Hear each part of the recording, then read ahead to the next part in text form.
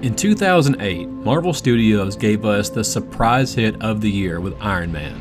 The story about Tony Stark, a billionaire weapons dealer who through a series of events learns the error of his ways and decides to become a vigilante turned superhero that we all know as Iron Man. The movie was not only a commercial and critical darling, but it also gave us the rebirth of Robert Downey Jr.'s entire career. The truth is, I am Iron Man. That's why he's the GOAT! The GOAT! He would go on to bear the weight of Marvel's success for pretty much his entire time on screen. Then the movie gave us a little post-credits scene with Sam motherfucker Jackson. I'm here to talk to you about the Avenger Initiative.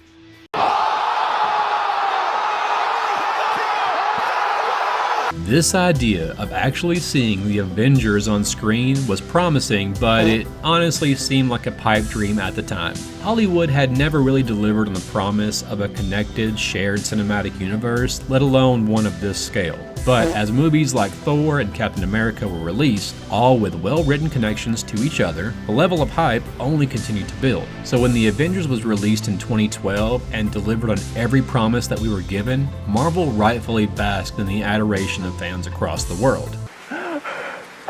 You love me! You really love me! Then it happened. In the post-credits scene of The Avengers, we were given a glimpse of the Mad Titan Thanos, one of the most formidable and well-known villains in comic history. While most audiences weren't sure what to make of the Mad Titan's experience, while most mainstream audiences weren't sure what to make of the Mad Titan's experience, oh god.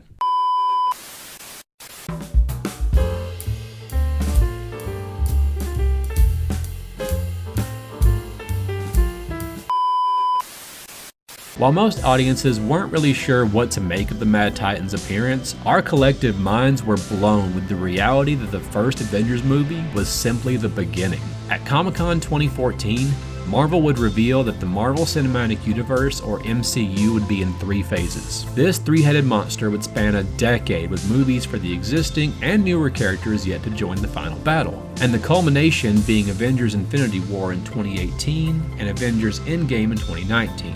Now originally it was Avengers Infinity War Part 1 and 2, but changes. It was a 2-part finale centered around Marvel's top-billed antagonist, Thanos, and the character who started it all, Tony Stark. It was a fitting end to a shared cinematic universe, the likes of which we had never seen and arguably will never see again. Yet, when the credits rolled on Endgame and characters like Tony Stark and Captain America received their appropriate conclusions, other characters such as Thor, Bruce Banner, and Hawkeye received no such closure. This and the previous decade of unparalleled box office success ensured that Marvel, and more specifically Disney, simply couldn't leave well enough alone. It wasn't enough that they dominated the box office during a length of time that saw 3 presidential terms. The MCU was now the Marvel money machine, and there was no way in hell that Disney was going to allow their golden goose to quietly slip away into retirement on some farm in the country. With the original plan for the MCU now complete, it was time for Disney to shift focus towards not only milking the Marvel money machine until it had pink chapped nips, but with their creativity now standing in a stagnant pool, it was the perfect time to generate buzz by including the forced insertion of politically motivated decisions. Oh, fuck! Oh, that's way worse. Yet with the warning signs of this tonal shift already present leading up to Endgame, with the utterly disastrous inclusion and handling of the character of Captain Marvel, and the choice of the oftentimes abrasive and quite opinionated Brie Larson as their pick to play the controversial character, I do not need a 40-year-old white dude to tell me what didn't work for him about A Wrinkle in Time. It wasn't made for him. Is Brie Larson a gamer? Great question. Duh. Smug aura mocks me. I did my stunts because I thought that that's what everyone did, and then Tom Cruise, I mean? No, I want to be the first me, not the next Tom Cruise. Thank you very much.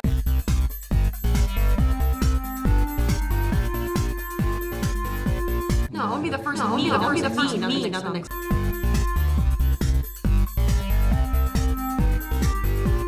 No, I'll be the first. I'll be the first me. Nothing next Tom Cruise. Very much. Shut up! Shut the fuck up, okay? I use the term controversial loosely, as the only reason that there was an initial dislike for the character's inclusion was due to the comments and expectations that she was gonna just pop up in the story after never being mentioned and magically be so much stronger than characters like Thor and Scarlet Witch, two established powerhouses, that she would reduce Thanos to nothing more than a small bump in the road. If we do this, how do we know it's gonna end any differently than it did before? Because before you didn't have me. You could shut the fuck up. Fast forward to after Endgame, and the MCU is in an almost unrecognizable state of affairs. This is mostly due to the decision to direct what little creativity they have towards streaming service exclusive TV series. Overrated as fuck, in my opinion. It's the biggest piece of dog shit. Not bad, not bad. My disappointment is immeasurable. Nice. It's the biggest piece of dog shit. I mean, it's alright. Not bad, not bad. That's why he's the GOAT! The GOAT!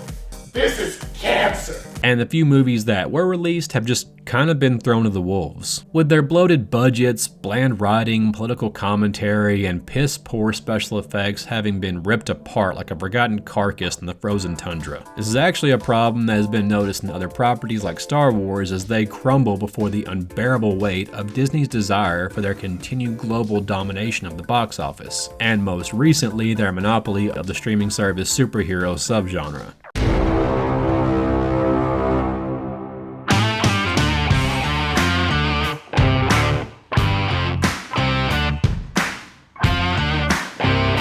What was once a shining beacon of the standard when it came to cinematic connectivity and hype has now devolved into an utter sea of mediocrity, cash grabs, and an over-reliance of TV shows with topical social commentary. You have to stop calling them terrorists. You have to stop calling them terrorists. There were still people in there. This is the only language these people understand.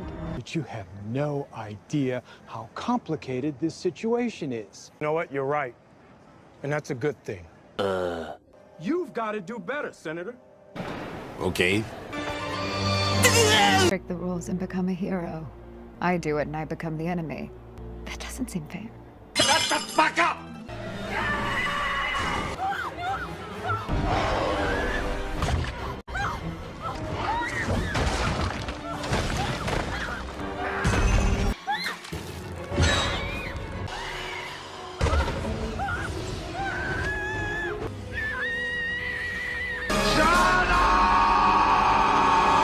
The MCU used to be about one mission, the plan to have a decade-long shared universe with unrelenting hype, satisfying endings, refreshing humor, and appropriate levels of fan service. Now the MCU just feels more like a fever dream.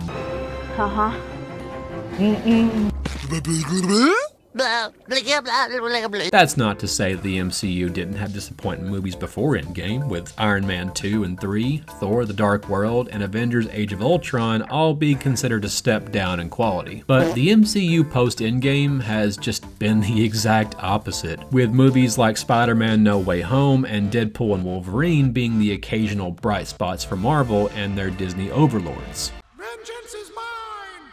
You are all ants and I am your destroyer! Yet even these movies are incredibly flawed, with Spider-Man: No Way Home having an abundance of character conveniences. Find Peter Parker!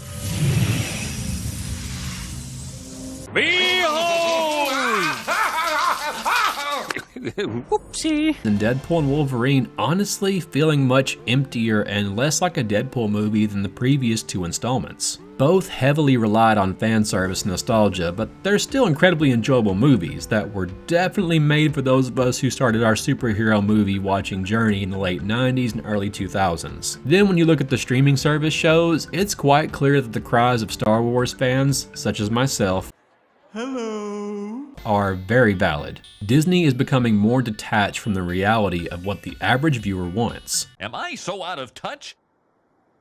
No. It's the children who are wrong. And instead, they're just focused on what will generate the most buzzworthy headlines. With properties like She-Hulk and Agatha all along receiving mass amounts of criticism with small amounts of praise, and the conversation being hijacked into this big topic about sexism and homophobia. To be fair, I thought I was dating Megan Thee Stallion. Sorry, you thought you were dating Megan Thee Stallion? That's right. There's only one Megan Thee Stallion.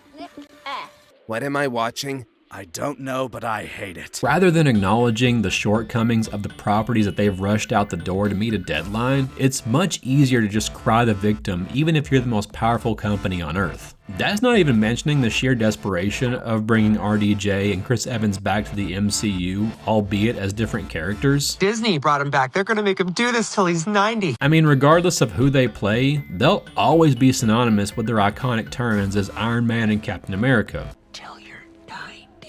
These were the literal two who got a satisfying ending, yet their graves are being defiled for the sake of making a quick buck or bringing the older MCU fans back who stopped watching after Endgame. Am I really gonna defile this grave for money? Of course I am! This is because at the end of the day, while they may want to keep reaching out to younger demographics, the newer generations of viewers don't sit down to watch something in its entirety. Y'all can get mad if you want to, but much like with sports, they simply watch things in clips or highlight reels, with the TikTok-inspired belief that content has to be short in order to retain their attention. It's the fans who came before them that made the MCU what it once was.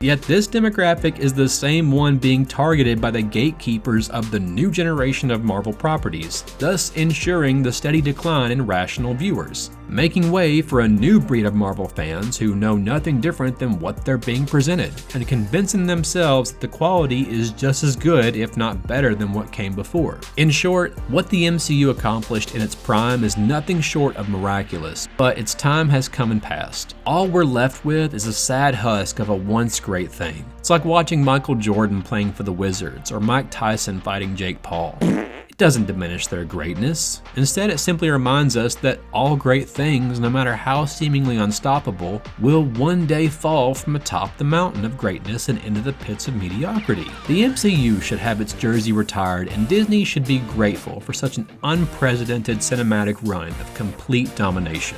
Not having its beaten and battered body paraded around in a sad, desperate attempt to remain socially relevant. But as long as Disney continues clinging to the ghost of movies past, rather than trying to give us the next great cinematic innovation, the steady decline of the superhero genre will continue.